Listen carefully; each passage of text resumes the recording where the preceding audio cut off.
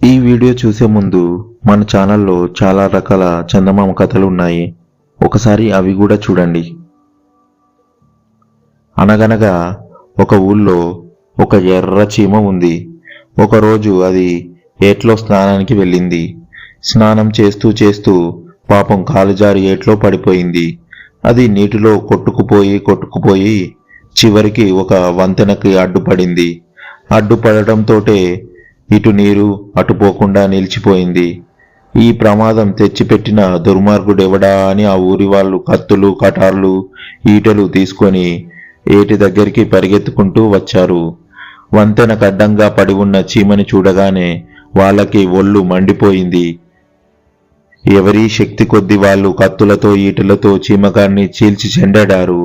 అప్పటిదాకా దాని మీద కసిపోని కొంతమంది యోధులు దాని చర్మం ఒలిచి ఊరులేని పాటి మీద ఎండేసి ఎవరి వాళ్ళు ఇళ్లకి చేరుకున్నారు. తెల్లవారేసరికల్లా ఆ పాటి మీద వేరులేని గరిక మొలుచుకొచ్చింది. కాళ్ళు లేని లేడి అటుపోతూ ఈ గరికను తిందామననుకుంది. తలలేని బంట్రోడ్తొకడు కత్తిలేని వర తీసుకొని ఆ లేడీ వెంట పడ్డాడు. దోవలో వాడి తాత తద్దినం జ్ఞాపకం వచ్చింది. ఆ చుట్టుపక్కల చూస్తే వాడికి లేని కుండ కనిపించింది. అది తీసుకొని దాంట్లో 2 షేర్లు పోసి పొయ్యి పెట్టడానికి రాళ్ల కోసం చూచాడు. 2 రాళ్లు మాత్రం కనబడ్డాయి. 3వ రాయికి బదులు తన మోకాలు పెట్టి వండాడు అన్నం. వాడి కర్మకాలి పోసిన 3 షేర్లలో 2 షేర్లు కాలిపోయినాయి. 1 షేరు మాడి మసయింది. ఏం చేస్తాడు? ఆ మసినే వడ్డిద్దామన్నాడు గురు. బ్రాహ్మణోర్ధానికి 3 బ్రాహ్మణుల్ని పిలిచాడు. 2 రానన్నారు. ఒకడు అంతే చిక్కలేదు. సరే, తాత తద్దినానికి ఇలా తగలడింది, ఇక వేట ఎలాగా పెడతానో అనుకుంటూ లేడీ కోసం బయలుదేరాడు. అనుకున్న పనంతా అయింది. గరిక మేసి లేడీ ఎటో పోయింది. పాపం కాళ్ళీడ్చుకుంటూ కాలి చేతులతో ఇంటికి చేరాడు. మన బంట్రోతికి 3 ఎకరాల పొలం ఉంది. అందులో 3 పుట్లు వడ్లు పండుతాయి.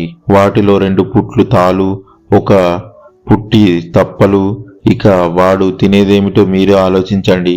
తాలు పండినా తప్పలు పండినా తహసీల్దారు శిస్తు చెల్లింక తప్పదేముంది. ఆ 7 పండిన పంటకి మన బంట్రోతు 3 డబ్బులు శిస్తు కట్టాడు. అందులో 2 డబ్బులు చెల్లలేదు, 1 మారలేదు. తహసీల్దారు కోపం వచ్చి జుట్టు పట్టుకొని ఈడ్చుకురా వాణ్ణి అని తన జమానును పంపించాడు.